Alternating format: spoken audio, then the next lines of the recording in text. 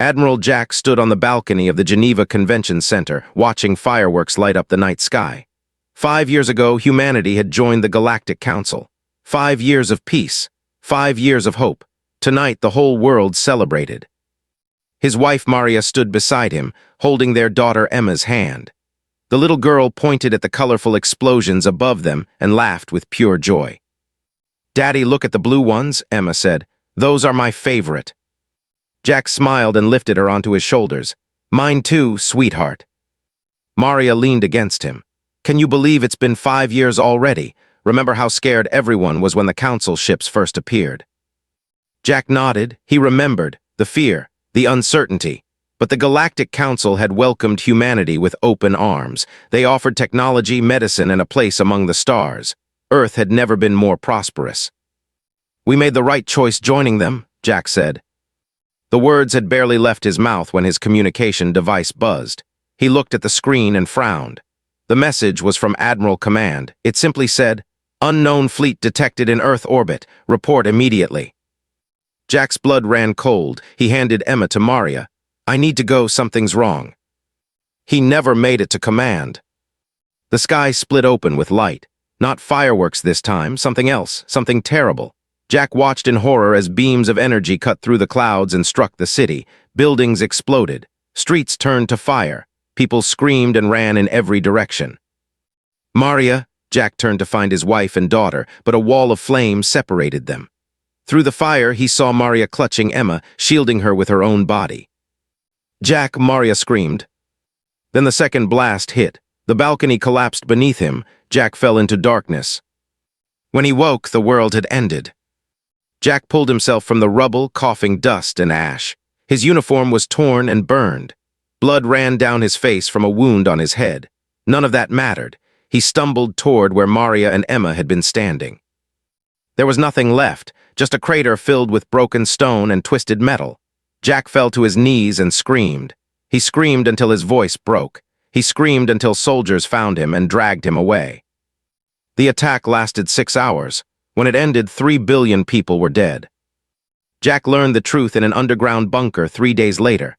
Senator Carter, one of the few surviving government leaders, stood before a small group of military officers and scientists. Her face was pale, her hands shook, but her voice was steady. "The Galactic Council did this," she said, "all of it." The room erupted in angry shouts. Jack sat silent, his eyes empty. Senator Carter raised her hand for quiet. "We intercepted a transmission before our satellites were destroyed. Ambassador Al, the same alien who welcomed us into the council, gave the order. He called it a containment action." She played the recording. The alien's voice filled the room, cold and emotionless. "Humans breed too quickly. They adapt too fast. They ask too many questions. In 100 years, they would dominate the council. In 200, they would control the galaxy. We must contain them now while they are still weak. Destroy their cities, burn their fields, kill enough to break their spirit, then leave them on their ruined world to slowly fade away." The recording ended. Silence filled the bunker. A young officer named Ben Taylor spoke first. His voice cracked with emotion. "My whole family was in Chicago, my parents, my sisters, everyone." He was not alone. Every person in that room had lost someone. Most had lost everyone. Senator Carter continued. "High Arbiter has sent us a message. He says humanity is now confined to Earth permanently. Any attempt to rebuild our space capabilities will result in complete destruction. He believes we are broken. He believes we will simply lie down and die." She paused and looked around the room. Her eyes met Jack's. "Admiral, what do you think we should do?" Jack stood slowly. He thought of Maria's smile. He thought of Emma's laugh. He thought of the crater where they had died. When he spoke, his voice was like ice. "They made a mistake," he said. "They hurt us. They killed our families, but they didn't finish the job. They left us alive. They left us angry. And they have no idea what humanity can do when we have nothing left to lose." Senator Carter nodded. "Then we are in agreement. We will not surrender. We will not fade away. We will make them pay for every life they took." Over the following weeks, the survivors organized. Earth's surface was devastated, but humanity had built deep. Underground cities that had been emergency shelters now became hidden fortresses. Factories that once made cars and phones now began making weapons. The Council patrols came every few months. They scanned the surface, saw ruins and scattered survivors, and reported that humanity was dying as planned. They never looked deeper. They never imagined that beneath the ashes something was growing.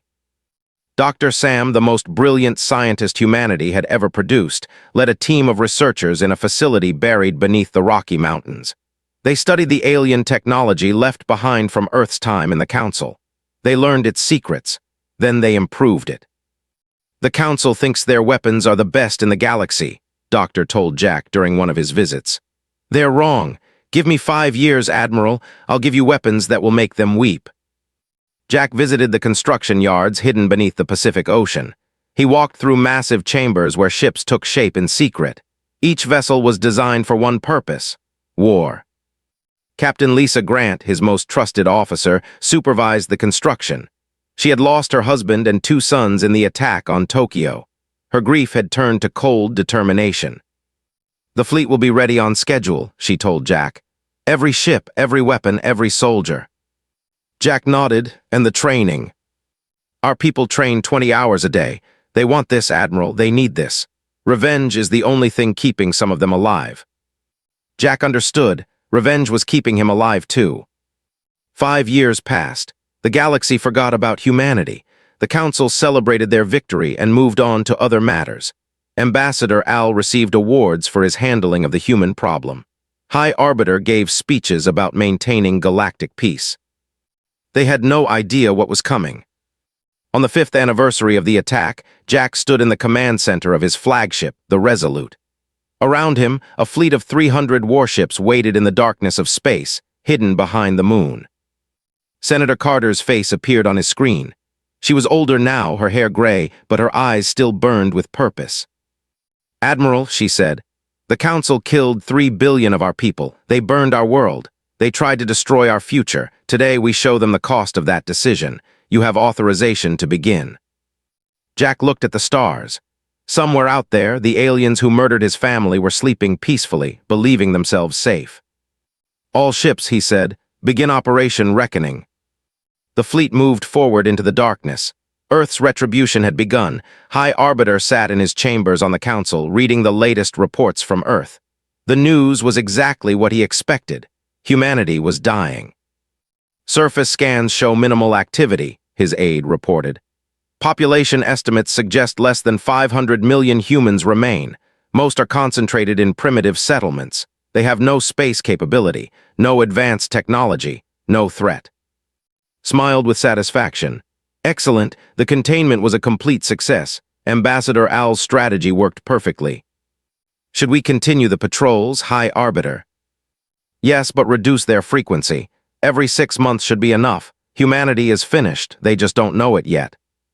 The aide bowed and left, returned to more important matters. The human problem was solved. He could not have been more wrong. 3 kilometers beneath the surface of North America, Dr. Sam walked through his laboratory with Admiral Jack at his side. The facility stretched for miles in every direction. Thousands of scientists and engineers worked at stations filled with equipment that would have seemed like magic just 10 years ago. The Council made one critical error, Doctor explained. They assumed their technology was impossible for us to understand. They were wrong. Humans are very good at learning, even better at improving. He stopped at a workstation where a young woman was adjusting a small device. This is a standard Council plasma rifle, effective range of 200 meters. Power cell lasts for 50 shots. Doctor picked up a different weapon from the table. It looked simpler, almost crude by comparison. This is what we built. Same size, same weight, effective range of 2 kilometers. Power cell lasts for 500 shots, and it cuts through Council armor like it wasn't there. Jack examined the weapon. How is this possible? Because we looked at their technology with fresh eyes. The Council has been using the same basic designs for thousands of years. They stopped innovating long ago. We started from scratch and asked better questions. They continued walking. Doctor showed Jack new shield generators that were twice as strong as Council versions. Engine designs that made ships faster and more agile. Sensor systems that could detect enemies at greater distances. But this is our greatest achievement, Doctor said, stopping at a sealed chamber. Through the window, Jack could see a massive cylinder covered in complex machinery. We call it the silence engine. When activated, it creates a field that blocks all communication signals. No distress calls, no warnings, nothing gets out. Jack understood immediately.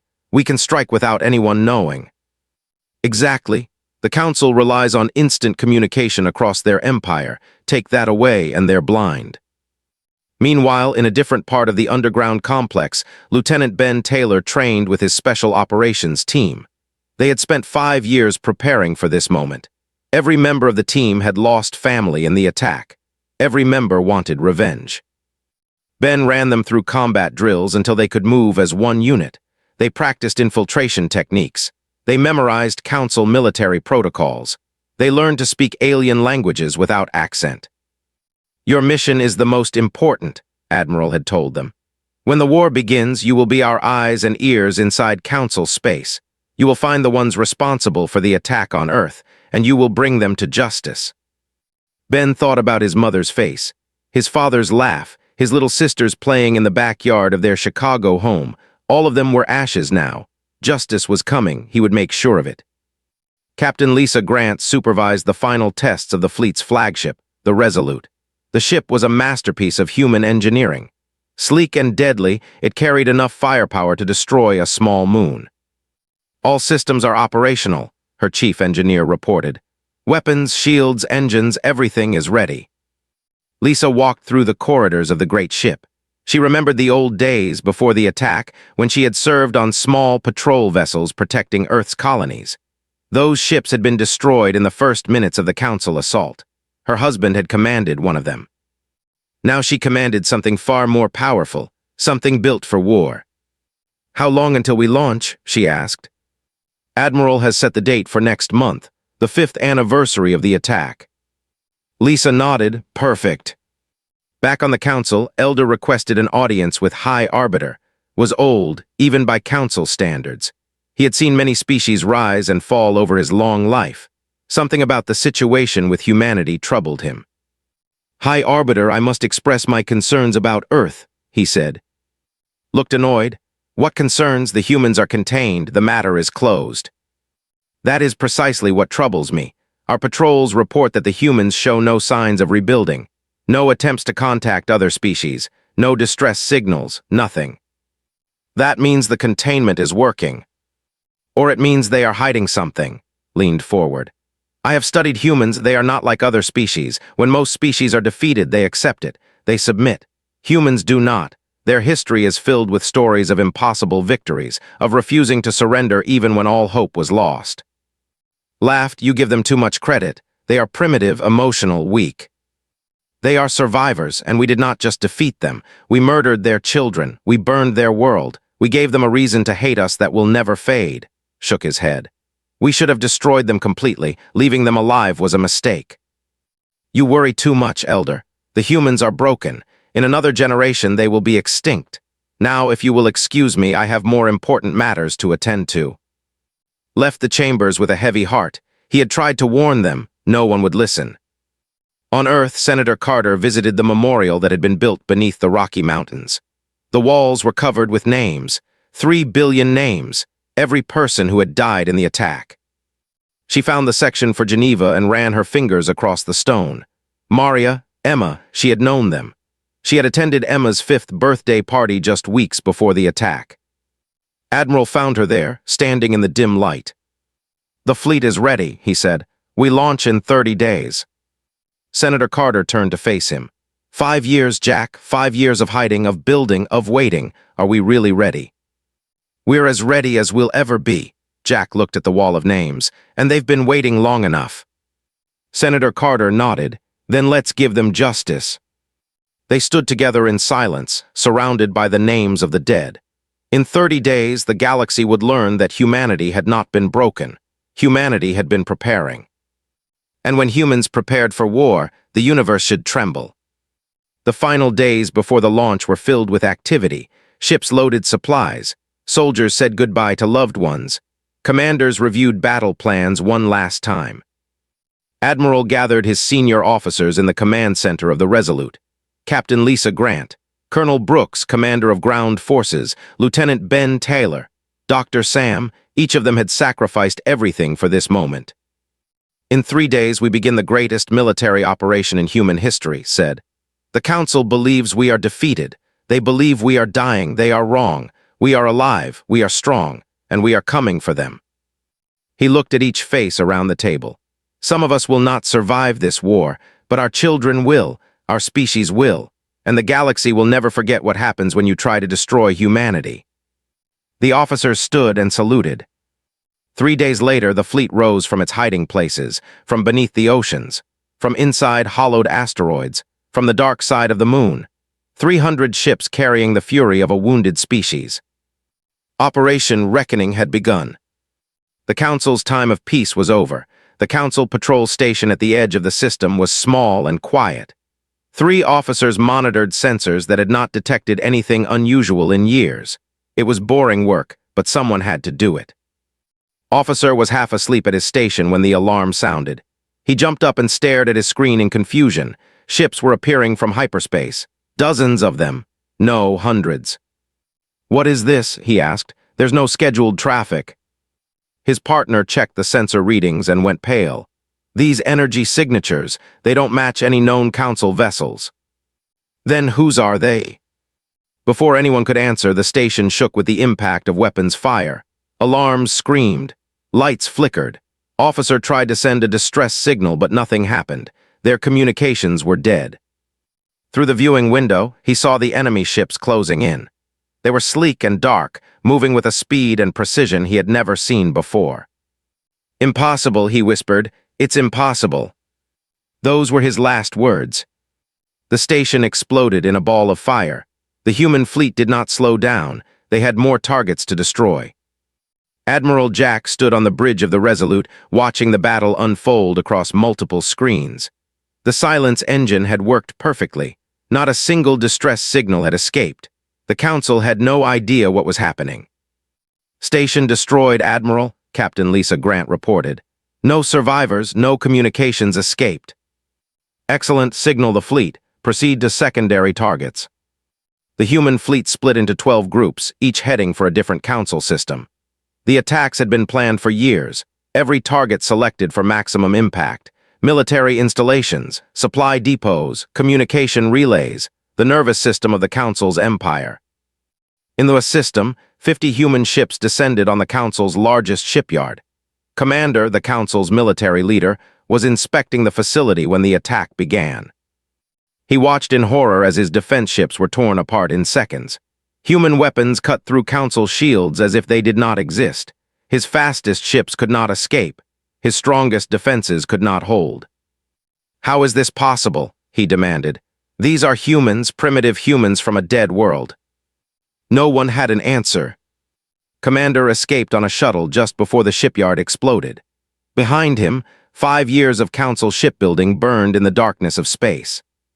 Captain Lisa Grant led her squadron through the wreckage. She thought about her husband who had died fighting to protect Earth. He had been and outmatched. Now the roles were reversed. "All ships report," she commanded. "Squadron 2, no losses. Squadron 3, no losses. Squadron 4, minor damage to 1 vessel." Lisa smiled grimly. They had destroyed the largest shipyard in Council space and lost nothing. Doctor had kept his promise. Human weapons were superior in every way. Across Council space, similar scenes played out. Human fleets appeared without warning, struck with overwhelming force, and vanished before anyone could respond. The silence engines blocked all communication. Each attack was a complete surprise. High Arbiter was in his chambers when the first reports finally reached him. A messenger burst through the doors, trembling with fear. "High Arbiter, we are under attack." Frowned. "Under attack by whom?" "Humans, High Arbiter. Human ships have attacked 12 systems simultaneously. The shipyard at it is destroyed. The military base at Prime is destroyed. Communications are failing across the Empire." Stood so quickly his chair fell over. "Impossible. The humans are contained. They have no ships, no weapons, nothing." "They have all of those things now, High Arbiter, and their weapons are unlike anything we have ever seen." Ambassador Al rushed into the room. The alien who had orchestrated the attack on Earth was panicking. This cannot be happening. I watched Earth burn myself. We destroyed their cities. We killed billions. How can they possibly be fighting back? Because you underestimated them, a voice said. Everyone turned. Elder stood in the doorway, his old face grim. I warned you, he continued. I told you that leaving them alive was a mistake. Humans are not like other species. They do not surrender. They do not accept defeat. They adapt. They evolve. They wait. And then they strike. Silence, commanded. I don't want to hear your warnings now. I want solutions. Commander mobilized the main battle fleet. A hologram of Commander appeared. He looked battered and ashamed. The main battle fleet is assembling, High Arbiter, but I must warn you, human weapons are far beyond our own. Our shields cannot stop their fire. Our ships cannot match their speed. We are facing an enemy we do not understand. Then learn quickly, snapped. Find Earth's fleet and destroy it. That is an order. The hologram flickered and disappeared, turned to his advisors with cold fury in his eyes. 5 years ago, we tried to contain humanity. Clearly, that was insufficient. When we find their fleet, we will not make the same mistake. We will destroy every human, every ship, every world. No survivors, no mercy. He did not realize that Admiral was about to deliver the same message to him. The human fleet regrouped in deep space after the initial attacks. Admiral called his commanders together for a holographic meeting. Status report, he ordered. 12 targets destroyed, Lisa Grant reported. We lost 4 ships, approximately 100 personnel. The Council lost over 300 vessels and their main shipyard. Enemy response. Their fleet is gathering. They outnumber us roughly 4-1, but our weapons give us a significant advantage. Admiral nodded. Good, it's time to send them a message. He activated a communication system that his engineers had designed to override Council frequencies. His face appeared on screens across 1,000 worlds. This is Admiral Jack of the Earth Retribution Fleet. 5 years ago, your Council attacked my world without warning. You killed 3 billion innocent people. Men, women, children. You burned our cities and left us to die. His voice was calm, but his eyes burned with cold fury. You believed we would simply accept our fate. You believed humanity was weak. You were wrong. We are still here. We are stronger than ever. And we are coming for everyone responsible for the attack on Earth. The message continued broadcasting as Council citizens stopped and stared at their screens in shock. To the species who voted against the attack on Earth, you have nothing to fear from us. We know you tried to stop it. We will remember your courage. But to those who planned the attack, to those who carried it out, to those who celebrated our suffering, your time is over.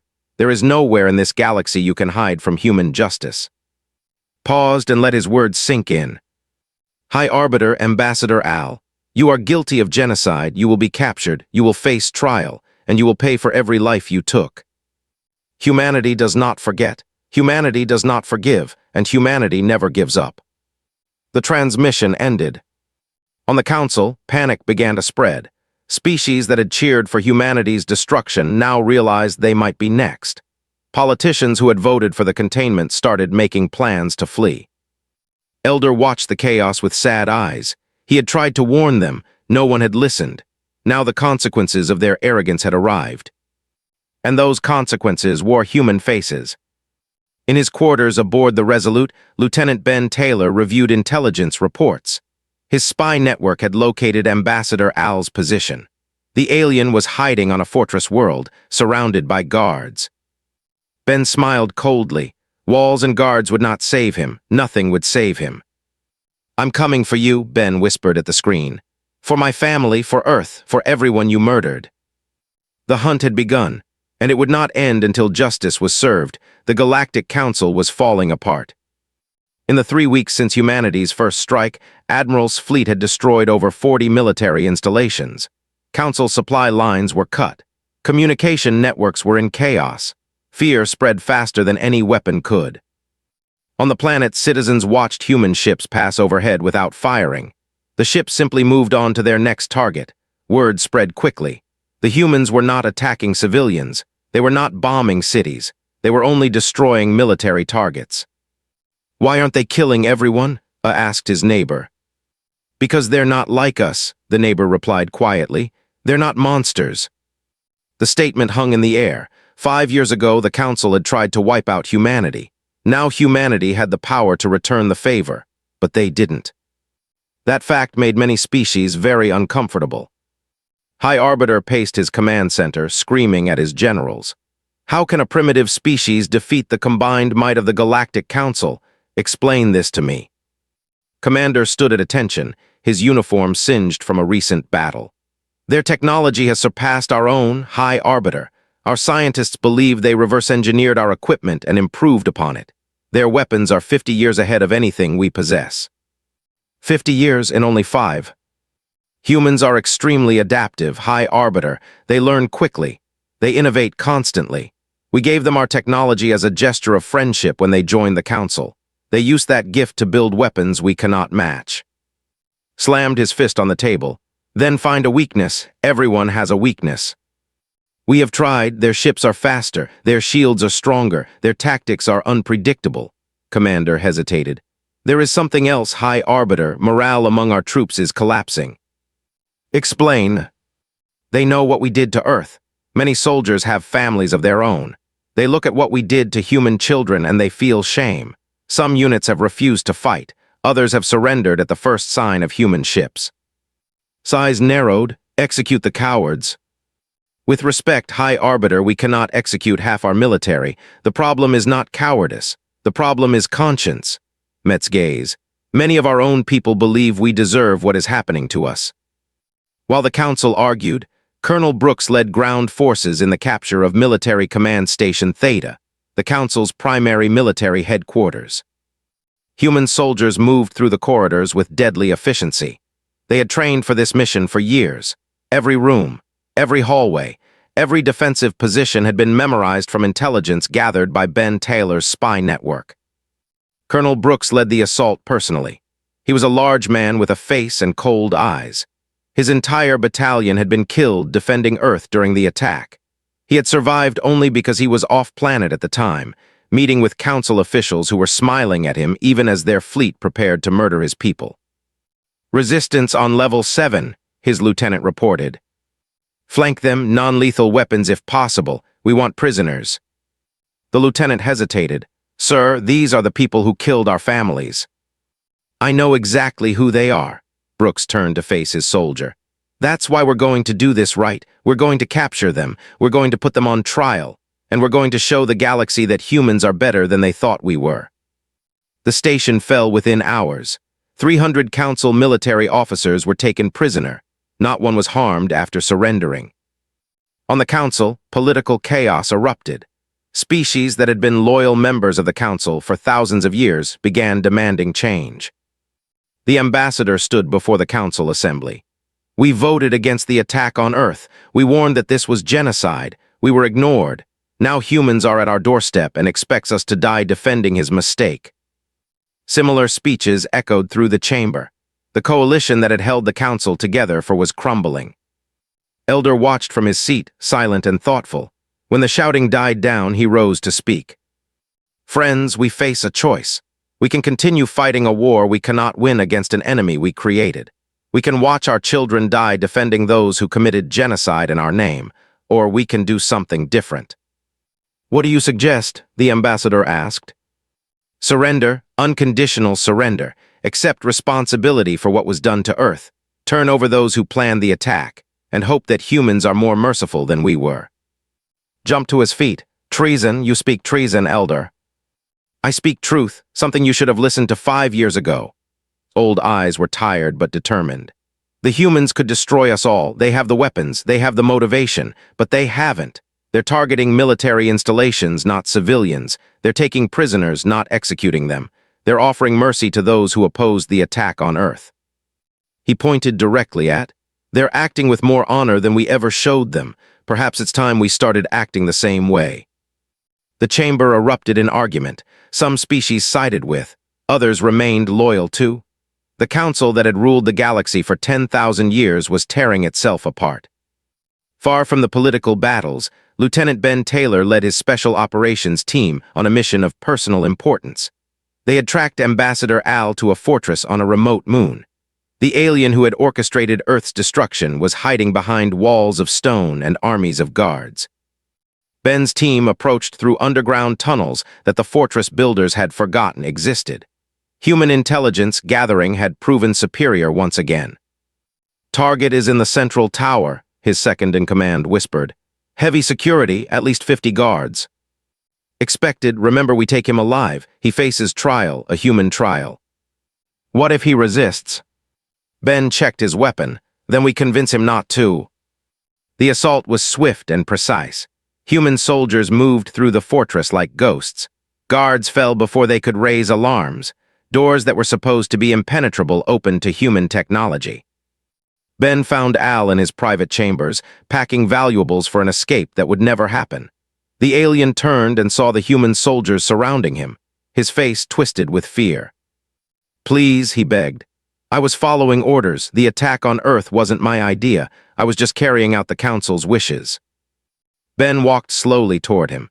"You didn't just follow orders, you volunteered, you designed the attack, you chose which cities to bomb first. You celebrated when our children burned." He pulled out a pair of restraints. "My sisters were 7 and 9 years old. They were playing in our backyard when your ships came. Do you want to know what we found of them afterward?" Al tried to back away but hit the wall. "What are you going to do to me?" "Nothing. I'm going to take you back to Earth. You're going to stand trial for genocide, and then you're going to spend the rest of your miserable life helping to rebuild what you destroyed." Ben secured the restraints around the alien's wrists. "Death would be too easy for you. Living with what you did is your real punishment." Back on the Council, Senator Carter broadcast a message to all species in the galaxy. "Citizens of the galaxy, I am Senator Carter of the Earth government. I speak to you not as a conqueror but as a survivor." Her face was calm and steady. Behind her, images played of Earth before the attack. Beautiful cities, laughing children, a world full of hope. "5 years ago, your council decided to destroy my people. 3 billion human beings were murdered. Our cities were burned.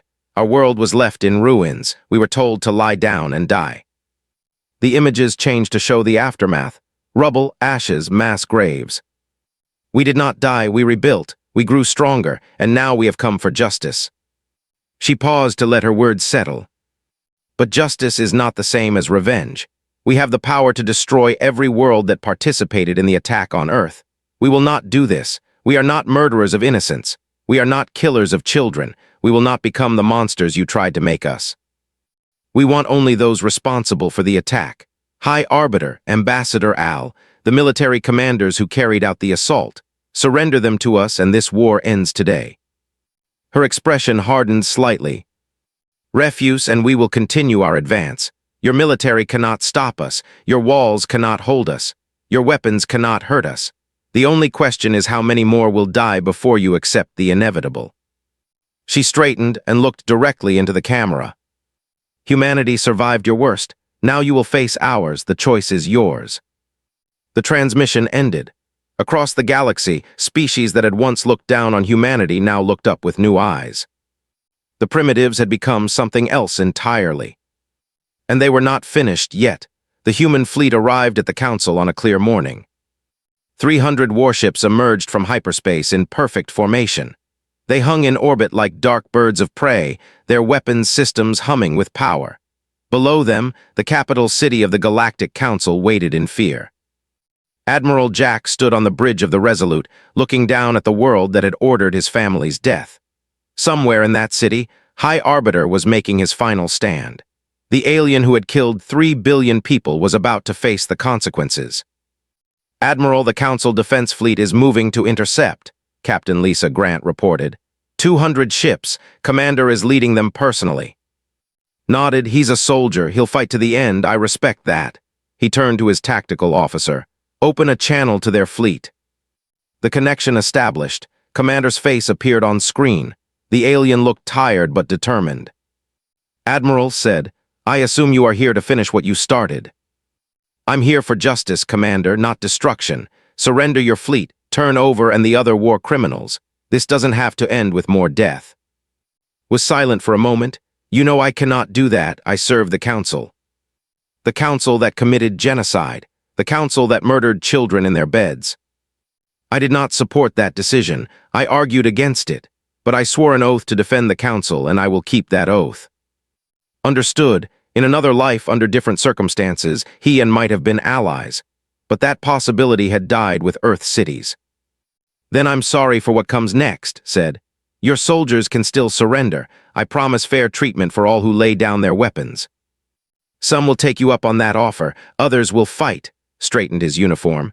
May whatever gods you believe in have mercy on us both. The channel closed. The final battle began. Human ships swept forward in waves. Council vessels met them with everything they had. Energy beams lit up the darkness of space. Explosions bloomed like flowers of fire. But the outcome was never in doubt. Human weapons tore through Council shields like paper. Human ships danced around enemy fire with speed that seemed impossible. One by one, Council vessels fell silent, destroyed, or disabled. Commander fought with honor until the end. His flagship was surrounded by 5 human cruisers. He could have surrendered. Instead, he ordered a final charge. Captain Lisa Grant commanded the ships that destroyed him. She felt no joy in the victory, just cold satisfaction that another obstacle was removed. Commander's flagship is destroyed, she reported to Admiral. The remaining Council ships are surrendering. Accept their surrender, treat them with respect. The space battle was over. Now the real fight began. Colonel Brooks led the ground assault on the Council capital. Human shuttles descended through the atmosphere, carrying thousands of soldiers. Anti-aircraft fire tried to stop them, but failed. Human shields were too strong. The ground forces landed in the central plaza, just blocks from the Council chambers. Citizens fled in terror as human soldiers advanced through the streets. But the soldiers did not fire on civilians. They moved past them without a second glance. Their target was the government building at the city's heart. High Arbiter watched the invasion from his command center. All around him, advisors were panicking. Some were begging to surrender. Others were trying to find escape routes. But there was nowhere to run. High Arbiter, we should flee, one advisor urged. There are secret passages. We can escape and rebuild. Rebuild what? Snapped. The fleet is destroyed. The Empire is collapsing. Half the Council has already surrendered to the humans. Then surrender yourself. Perhaps they will show mercy. Laughed bitterly. Mercy? I ordered the death of 3 billion people. Do you really think they will show mercy? He knew the truth. He had always known. From the moment the human fleet appeared, he understood that this day would come. He had gambled that destroying Earth would secure the Council's future. He had been wrong. The doors to his command center exploded inward. Colonel Brooks walked through the smoke, his weapon raised. Behind him, human soldiers secured the room. Council guards dropped their weapons and raised their hands in surrender. Stood alone in the center of the room. He was old for his species, his scales faded and worn, but his eyes still burned with defiance. So the humans have come for their revenge, he said. We've come for justice, Brooks replied. There's a difference. Is there? You destroyed our fleet. You invaded our world. You conquered our empire. How is that justice? Brooks walked slowly toward the alien. Justice is what happens after you face trial. Justice is what happens when every species in the galaxy hears what you did to Earth. Justice is what happens when you're held accountable for murdering 3 billion innocent people. He pulled out restraints. Revenge would be putting a bullet in your head right now. Believe me, I want to. My entire battalion died defending Earth. Good soldiers, good friends, they're all dead because of your orders. He secured the restraints around wrists. But we're better than that. We're better than you. The capture of High Arbiter was broadcast across the galaxy. Citizens of 1,000 worlds watched as the most powerful being in Council space was led away in chains by humans. In the same broadcast, they saw Ambassador Al, already captured, being held in a human detention facility. They saw other Council leaders who had supported the attack on Earth being arrested one by one. The war was over. Humanity had won. 2 months later, the trials began. A special court was established on Earth, in the rebuilt city of Geneva. Representatives from every species in the galaxy were invited to witness. The proceedings were broadcast to trillions of viewers. And Al faced charges of genocide, crimes against sentient beings, and violation of galactic law. Evidence was presented. Survivors. The full horror of the attack on Earth was laid bare for all to see. The verdict was never in doubt, guilty on all counts. But the sentence surprised everyone. Admiral addressed the court. These criminals deserve death. Every instinct I have screams for their execution. They murdered my wife. They murdered my daughter. They murdered 3 billion of my people. He paused, his voice steady but his eyes filled with pain. But death is too easy. Death would make them martyrs. Death would allow them to escape the consequences of what they did. He turned to face and Al. You will spend the rest of your lives on Earth. You will work in the reconstruction crews. Every day you will help rebuild the cities you destroyed. Every day you will see the faces of the children who survived because of luck. Every day you will live with what you did. That is your sentence. That is your punishment. To live with your crimes until you finally understand the magnitude of the evil you committed. The galaxy watched in stunned silence. They had expected humans to demand blood. Instead, humans demanded something far more difficult: redemption. The Galactic Council was formally dissolved. In its place, a new alliance was formed. The Galactic Assembly. Humanity was invited to join as a founding member. But Admiral had one condition. Never again, he told the assembled representatives. Never again will any species face what Earth faced. Never again will genocide be treated as a political option. Any species that attacks civilians will face the combined response of the entire assembly. Every representative agreed. They had seen what humanity could do when pushed to the edge. None of them wanted to be on the receiving end. 1 year after the war ended, Admiral Jack returned to Earth. He stood in the rebuilt plaza of Geneva, where construction crews were completing the final touches on a new memorial. Senator Carter found him there, staring at the wall of names. 3 billion names, including 2 that he would never forget. "We did it, Jack," she said softly. "We survived, we won, we rebuilt."